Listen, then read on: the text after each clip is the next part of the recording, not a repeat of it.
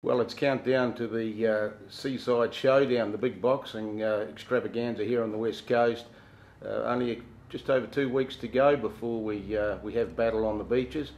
We've got a bit of a panel here tonight just to talk the ins and outs and the throws and how progress is going for the fighters, for the trainers and for the promotion. With me is co-commentator for the evening, Paddy Burns. Paddy, good to be here tonight and talking about the big one. Yeah, looking forward to it, Butch. Kelly McBride, he's been one of the main driving forces, certainly in the training aspects and the finer points, the technical side of boxing. Kelly, good to have you on board. Yeah, no, good. All the boys and girls are training hard. Good, that's what we want to hear. And I suppose the real driving force is Alan Monk, of course, one of the proprietors out here at the Paraa Hotel. This is where the big fighting venue is to be held. Alan, firstly, let's talk about it. I mean, how did such a thing get underway? I mean, it's a bonfire. It's just taken off. Yeah, well, I always knew the history between boxing and the West Coast, you know, and how passionate people are about boxing. And Kelly, a couple of years ago, maybe 3 or 4 years ago, actually had one at the Regent Theatre, which was organised by West Coast Boxing. It was an amateur thing, and that was an absolute hit. So I knew there was a bit of a market out there for it, and people wanted to see it. So you know, as successful as the ones have been with the Fight for Lives up north, you know, I thought it would be easily replicated here on the coast, and you know, a good charity for the cause, and yeah, it has really taken off. So it's good. I said to Burnsy, you'll back me up on this one, Paddy. Normally a boxing encounter, we've got fighters that have been in the ring, have the ring craft, but this is new. We've got a whole lot of celebrities that majority haven't put gloves on. Yeah, and that makes it interesting, Butch. The history mentioned there's a good history of boxing here. I mean, you can go back to the Tucks jokers that have been, you know, they reckon could match it with anyone at any time in their prime. Then you had Graham Finley, who was a 3-time New Zealand champion, went to the Olympic Games. Johnny Logan was an Australasian heavyweight champion. The Bell Boys are all good fighters. They fought pro in Australia. But now we've got that aspect, as you say, people who haven't done it before. And in those days, if you weren't into boxing, you didn't get in the ring. You probably got knocked out of it, you know. But now, some of them are getting shown the ropes. Callan, there's probably potential out there that's been untapped. Definitely, yep. One of them sitting over there right now. Kelly, take us through it. I mean, you've been in the ring, you've got the ring craft, you've had plenty of fights, you know what it's about. For someone stepping in that hasn't been fighting, hasn't had the inclination, but suddenly thrown in the thrust because they're a celebrity, they've asked, they're going to box for a good cause. Wee bit of pressure on you to bring them up to speed? A wee bit, but look, they're all working hard. The hardest part for all these boys is going to be controlling the nerves. And I know that better, as you know, Paddy, I know that better than anybody. You can use up a few rounds in the changing room. Exactly, yeah. But no, they're going well, and I think on the night, people are going to get a bit of a surprise, some of these boys. A good example is Lance McKeown over there. His brother's New Zealand champ, probably 3-4 times, is that right? New Zealand champ. Well, Lance is stepping up to be even like Nathan was. And probably more, he's actually got a bit of mongrel in this boy. So there's a few of them out there like that. And they're really picking it up. They're putting the hard work in. Some of them are putting in 3-4 hours in a week of hard boxing training. Have you seen, I mean, it's just over 2.5 weeks to go before they step in the ring. Have you seen the progression from when they first arrived at the gym, at your training venue? Have you seen them just progress? Oh, look, definitely. I mean, it blows me out. I mean, they're just so hungry for it. Al, how did we come about the repertoire we got? We've got 10 fights. How did we obviously work with Kelly? Where did we pick them? How did we select them? Well, generally it was rugby players and league players that I was initially looking for.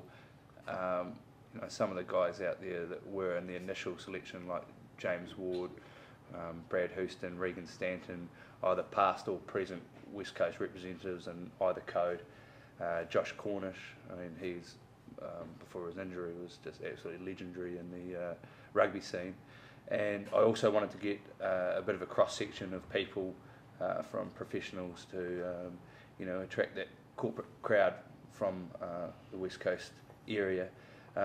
So the hardest part was just matching up the weights and people's abilities, because I mean, you sort of got to look at a guy and say, how good was he on the footy field, or how good does he think he is in the pub when it comes to a stoush, and sort of say, you know, well, he'd be good against him or she'd be good against her and stuff like that. So it was a bit of matching up with the weights, and then actually approaching the fighters after they've said, yeah, I'm interested in doing it, and then saying, well, are you interested in fighting this person? And then they had the opportunity to say, hey, well, you know, that's probably a bit out of my league, or, you know, and but once most of the guys said, yep, I'm keen to take it on, so there's a good challenge in front of them.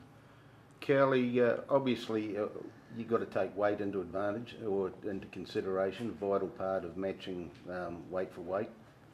Yeah, very much. And some of them have actually lost a bit of weight with this, but it's just been lucky that their opponents have been losing the weight too, with the training they're doing. But yeah, that is the main thing. We'll talk about some of the fights. There's a number of loose cannon rounds carded for the Seaside Showdown. Some of those that like to rumble in the jungle will be in action and rumbling. But Paddy, firstly, before we talk to Kelly about the training regime they go through, you're no stranger to, I think you're with AJ Thompson for a period. Oh, our old mate. I spent a lot of time at AJ's gym and Johnny Logan's as it was before then. Mainly, to be fair, as a former football trainer, really. You know, enjoyed the sparring side of it and that, but never done a lot of the real deal. But the environment's unique, and I think that's why people are attracted to it still now. It's around the gym. There's always characters, Cal. Yeah, so, I mean, definitely. If you can go through to watching the Manny Pacquiao shows that everybody probably watches. There's always the characters in the gym. You come down to Greymouth, you'll still have your characters there, Yeah. and that's the attraction of it, you know. And going back to what Alan said, I know from back to our playing day perhaps, and getting a correlation with the boxing, it would have been hard to pick in those days because a lot of the most handy guys never threw it around on the paddock. But if they had to, a lot of the ones that threw it around were sort of trying to make a statement, whereas the real deal didn't need to, you know. Yeah. They got on with the game. But times change, and no, looking forward to it. But just harking back to what you mentioned about pairing people up, Alan, has there been, you know, there's been injuries and the odd withdrawal, has that made things a bit tricky after doing the work to try and get them squared up? Yeah, it has. 11 fights was quite a big fight card, and I always knew, I said to the guys at the start, that there are going to be injuries. I mean, a lot of the guys are still playing sport, and so injuries are going to happen with an event like this. And, you know, if they never felt comfortable about going up into the ring, then, you know, there's no pressure to do so. And so I think the fighters have always been in that understanding. Disappointing part was when Cole Green was pulled out against Josh Cornish, because There was a lot of hype about that one, about how Green would go against Cornish. Cornish was starting to look pretty good too, and hadn't heard a lot about Cole, but all of a sudden he's heading off to Canada. Yeah, I think Josh has just been hampered by this leg injury for the last 3 years, and this has been his first opportunity to get back into the sporting arena, and he has just been tearing himself apart in the gym and stuff like that, and it's his fitness has just skyrocketed, and and it was disappointing to see like this far out that his opponent pulled out. And I think it potentially was some of the top 2 inches come into play this far out, which is a lot of it at the moment. But in the meantime, we've had a guy who's a bit out of Josh's weight class, but we're trying to get Josh up so he can take on John Harpu, who's a well-known local Good school man, teacher. Johnny. Good man, good league player, good and supporter of the game, both he's sports. been keeping his training up. So, yeah, good. The other match, Jamie Gaskell and of course Wardy. I mean, Wardy's all arms and legs. He's sort of like the albino orangutan. But Wardy sustained an injury. I think Gaskell did as well. So that bout is not carded no longer. Is that right? Yeah, no. Jamie actually dislocated his kneecap at training, which obviously made him impossible to take on the fight, and really disappointed for Jamie because he's actually been through the troubles that a lot of these heart kids go through. He actually lost his baby at a very young age, so his passion was really into this, and he was training really hard. disappointing that he had to pull out, and then Was that a boxing training injury or boxing training injury, and then It was devastating too. and then Wardy just didn't feel like his body was up to taking it on, so yeah, he had to withdraw as well, which is disappointing because both of them, it was going to be a well-known fight, and sort of a technical boxer versus a brute strength athlete. So and it wouldn't matter what tournament you have. There's always guys, fights that pull out. I've been in, every tournament I've been in, it always happens. Just you're lucky at that many extra, fights. Yeah. It's not a game you want to be out there thinking, well, all of a sudden I shouldn't be here. Exactly. Yeah. It's a bit late once you're out there. Just hold. Kelly, and there's no doubt about it. Just hearing Alan talk and Burns and of course yourself. A lot of pressure on the system, a lot of pressure on the body as you build up the peak for the night. Yeah. Take us through what's involved in conditioning someone, one of the fighters, from raw ranks up to stepping in the ring. So the basic trainers, they skip in that, but a lot of these guys, you can't even have them skipping too much because it's too much on the joints, the knees, the ankles and that. So really you've got to get them dancing, just dancing around, a bit of music on. But a lot of bag work. Most of them have lost weight, like Lance there and a few of them. I've seen the body shape change in the last 10 weeks, and they're already top athletes as it is. Playing West Coast League and that sort of stuff. I see that Brad Houston do a bit of dancing on dance floor at the Railway Hotel. Yeah, because he's a big man and part of the training. Yeah, maybe part of the training. Break dance.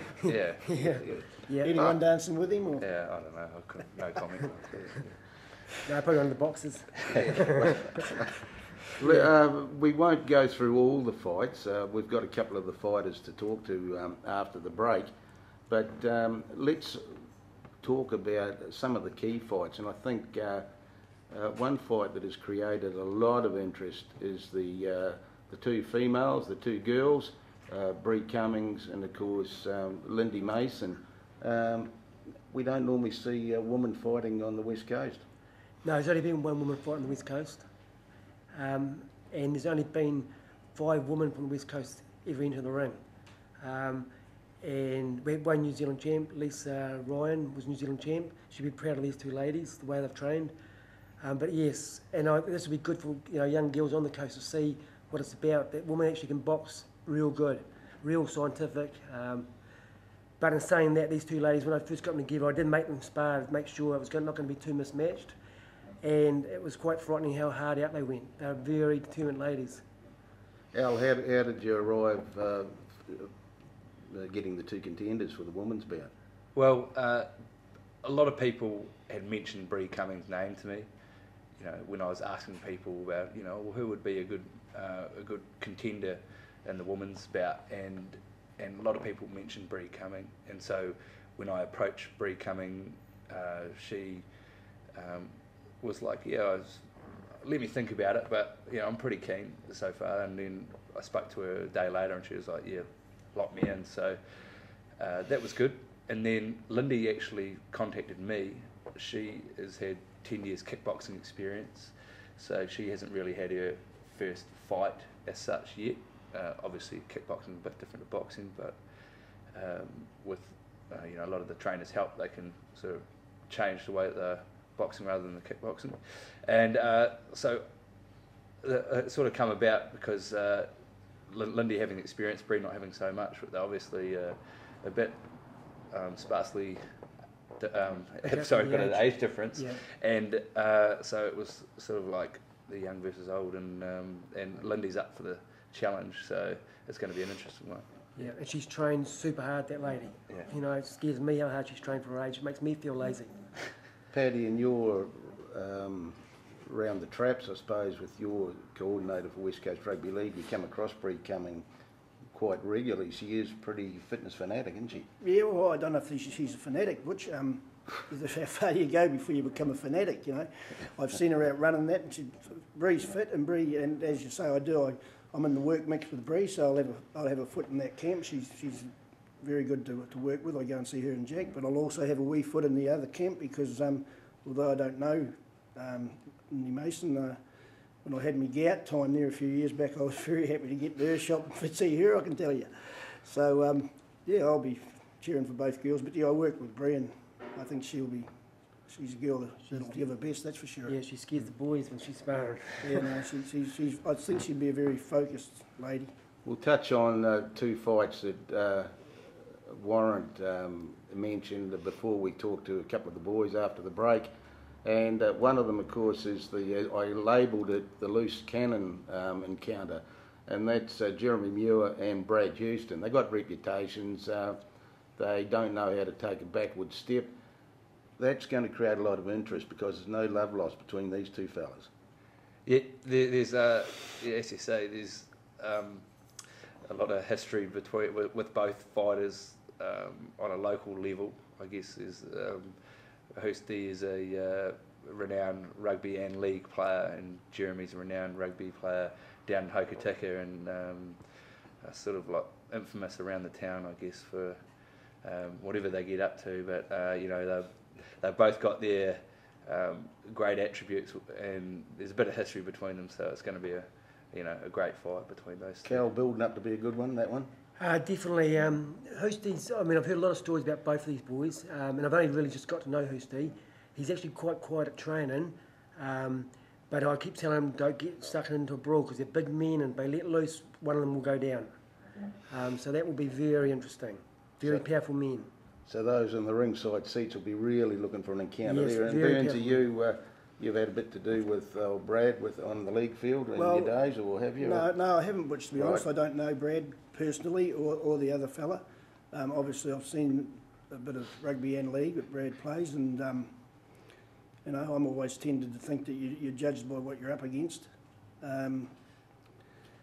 But they're big men, but then going back to boxing, I'm sure you've endorsed this, Cal, it's not in the street, it's in the ring. Exactly, and there's a certain amount of discipline, and there's a little bit about not being hit as well as hitting. And if they brawl, they'll go down. Yeah, One of them will go down. It's a good challenge for both guys by the sound of it, to be able to channel that size into a little bit of skill. Yeah, and look, I do know the Hokie boys and the talk down Hokie is they're going to win all their fights in the first round. The boxing doesn't quite go like that all the time. Sometimes it's in the ring, that first round still in the change room. Yeah, exactly. Yeah. The other powder keg encounter is the big fight of the night, and that's Terry Whitcliffe and Gavin Forsyth. Of course, Forsyth has a reputation. He's a pretty prolific boxer in his younger day. Wee bit of age on him, Burnsy, but a good fighter.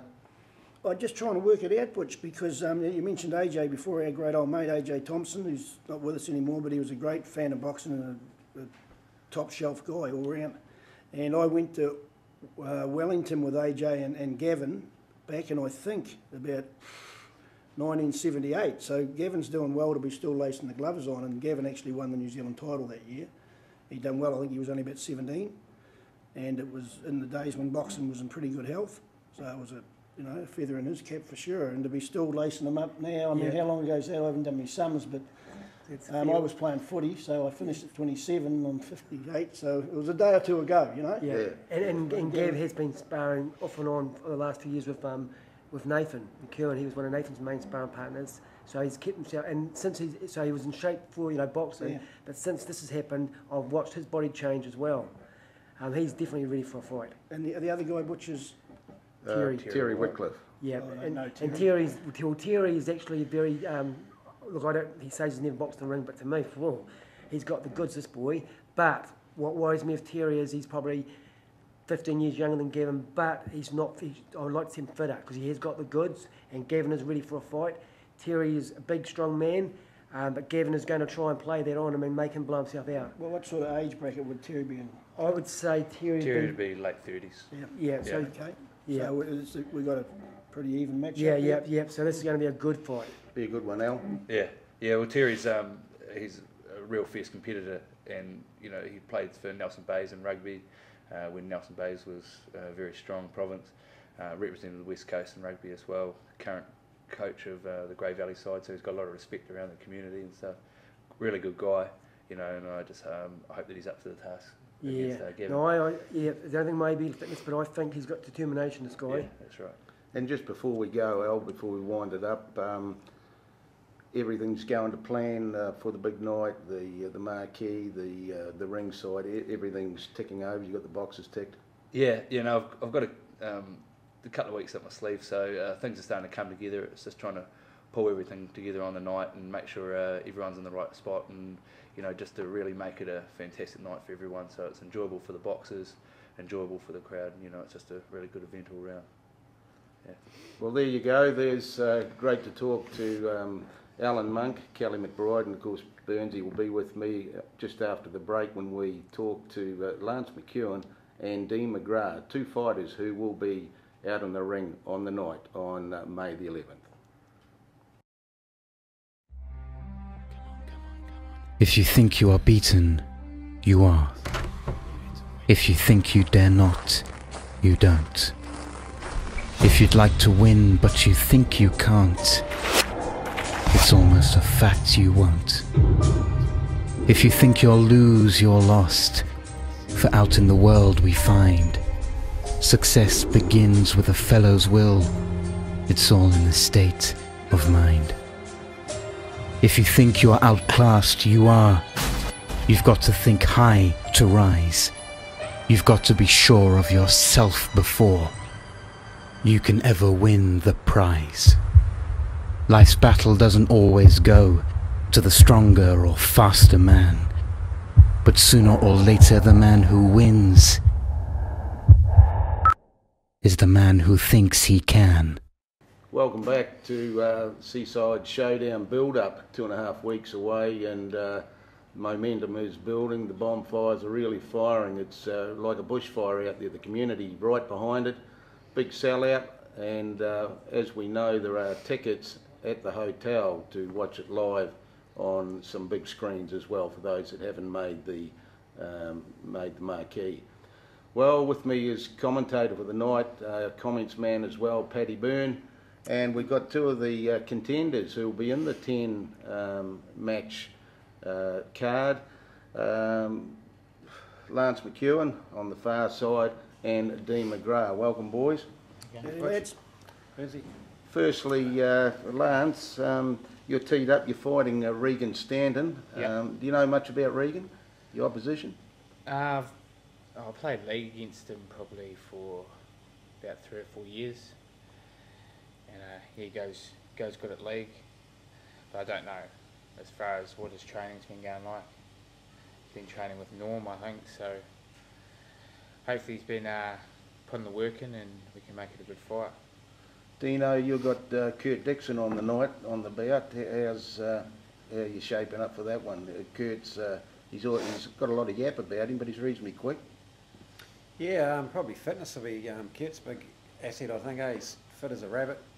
About 7 years younger than me, so he's been like everyone else training the house down. So yeah, we're going in on even footing. Both had the same preparation. Neither of us have boxed before, so I think it's going to be a good fight. I'm looking forward to it and feeling confident myself in my own training. Burnsy, interesting. We're sitting here with Lance McEwen and Dean McGrath. We know them on the rugby league field. Different hat they're wearing tonight. Yeah, and you know, if you're entitled to have $1 on the side, I'm always going to side with the pigs. You know, from the old front rowers club. So I'd be siding with Dean there against the rugby outside back or whatever. Kurt is. I know Kurt well. Worked with Kurt for years, and same with Lance. I mean, Lance comes from good stock, good mate of ours. He's old man and Mick, and again, I'd go for $1 with the forward against a little back out there, you know, marking other backs. Yeah. So, but in all honesty, they both look like pretty good matchups to me. Yeah, and when we spoke with Kelly previous, it was matching weight up and ability, so that will count for the night. But Lance, you've got a few credits to your name, really. Burnsy touched on you come from a family that has a background in boxing, especially with Nathan, your brother. Great heights from Nath. You've picked a few gloves with him? Yeah, probably last 4 months before he went away to the Commonwealth, so I was going down most Saturdays and sparring him. We'd usually do, he's doing 3-minute rounds, he'd chuck Kevin in for a minute, me in for a minute, and then Tyler in for a minute, so he's fighting fresh guys all the time.